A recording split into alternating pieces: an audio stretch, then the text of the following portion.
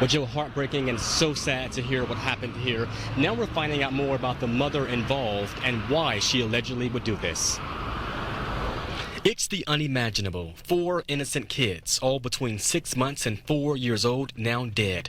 The kids' mother, Shanynthia Gardner, we now know is at Jail East, awaiting her day in court Tuesday morning. Here's her mugshot we got Monday after she spent the weekend under observation by sheriff's deputies. A check at her background shows we only found a failure to appear warrant back in 2011, and we don't yet know if she has any diagnosed mental illnesses. That was a beautiful, sweet young lady. What happened? I don't understand. The biggest question now for investigators and perhaps the entire community: why would she allegedly stab her kids? Her 7-year-old son, Dallin, was able to make it out the apartment and run to a neighbor for help. We do know he's safe, and we found out DCS is now involved. Here's Sonia Clayton, the grandmother of the boy who survived. The 4 kids who were killed have a different father. This is the work of the devil. I know this is not Shanynthia, and I pray and I love Shanynthia. After DCS told us they're investigating and finding out what's best for the 7-year-old, we investigated and found the 7-year-old's father, Detrell Clayton, has a criminal background. In Shelby County, he's been arrested before on charges of disorderly conduct and some driving charges. We also found court documents showing he was arrested after he allegedly beat a woman back in 2008, but that charge was dismissed. He spoke to WMC Action News 5 Saturday.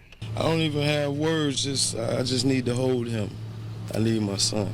It's a tragedy all the way around. Yeah, very sad and very tragic. No funeral plans as of now. We're still waiting to find out more about those funeral plans, and as of right now, the family, as you may imagine, is asking for their privacy. For now, we're live in Southeast Shelby County. Jerry Askin, WMC Action News.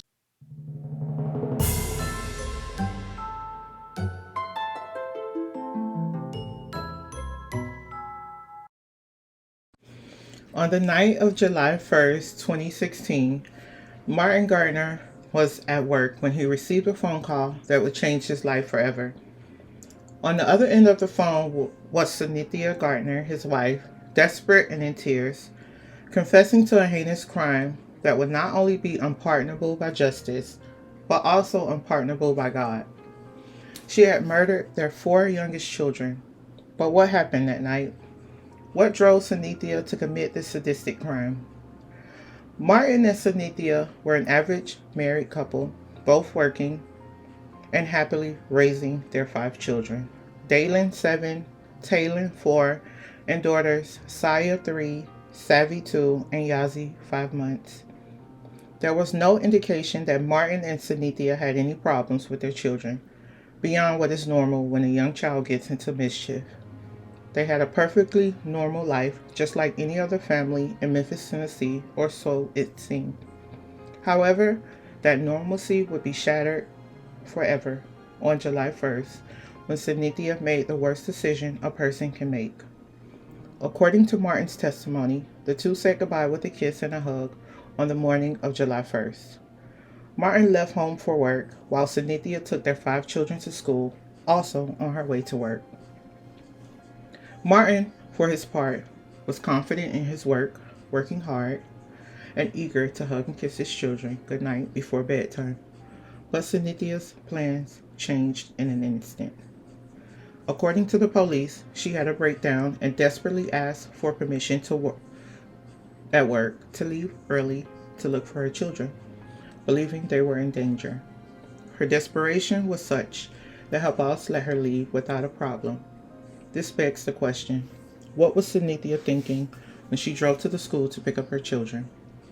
She finally picked them up and took them home, where the children, innocent of what was happening, had no idea that the end of their short life was near. As if playing Russian roulette, she began to go after the children one by one with a butcher knife in an apparent fit of madness. According to the first responders, all indications are that Shanynthia's first victim was her youngest son, Yazi, 5 months old, who was found in his car seat with stab wounds all over his body. She then went after her 3-year-old Saya Gardner, who was found next to her brother, while the last 2 were Talon and Savvy Gardner, who were found in their room, drowned in a pool of blood with wounds to their throats and wrists.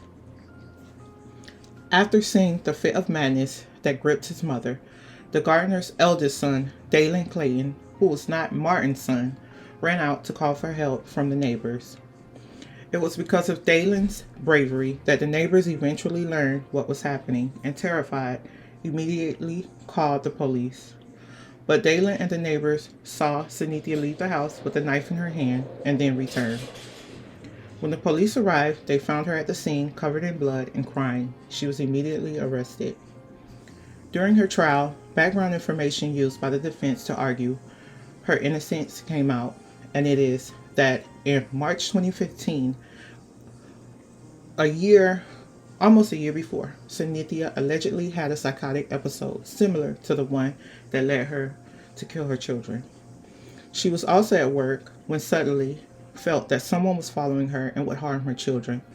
She allegedly left work early to pick up the children and eventually called her husband, Martin Gardner, late at night from Corinth, Mississippi, about 100 miles away, where she had no apparent ties to family or friends. The prosecution maintained a strong case, claiming that while it was possible that she was suffering from bouts of insanity, Shanynthia was still capable of distinguishing between right and wrong. In this regard, they contended that she was in full possession of her 5 senses at the time she coldly murdered her children. Our position from day one has been that she is mentally ill, but we have also felt that she knows the evilness of her actions. Christensen said, "Our goal was to get justice for those 4 children, Talon, Saya, Savvy, and Yazi." In a trial that lasted only a few days, Shanynthia was finally charged with 4 counts of aggravated child abuse endangerment, 4 counts of aggravated child abuse, 4 counts of aggravated child abuse neglect, and 4 counts of first-degree murder. And a few days later, the judge sentenced her to life in prison for each count of murder and 15 years for each additional count of child abuse and neglect related to the children's deaths. The sentences for all of them were run concurrently, so her effective sentence is life in prison with the possibility of parole, which is in 51 years, said the chief prosecutor.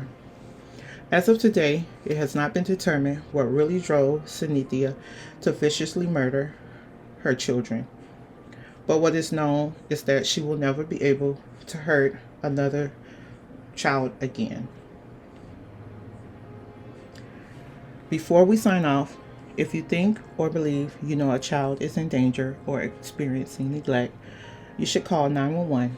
If you are in the USA, call or text 1-800-422-4453. Professional crisis counselors are available 24 hours a day, 7 days a week, in over 170 languages. Bear in mind that Child Help Hotline crisis counselors can't make the report for you, but they can walk you through the process and let you know what to expect. Let's do our best to make sure no kids get hurt or murdered under our watch. Thank you for doing this, and thank you for watching. And I also want to ask a question. What do you guys feel?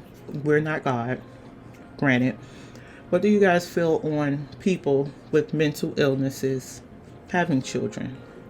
I believe like in the I think it was 1907, they had a law where placed on people of color and people that were mentally ill, or, you know, if they had Down syndrome, they would sterilize them. So I don't know what to think about that law. I think it wasn't right, but it kind of makes you think, you know, if someone has documented diagnosis on paper to be mentally ill, what do you think about them having children?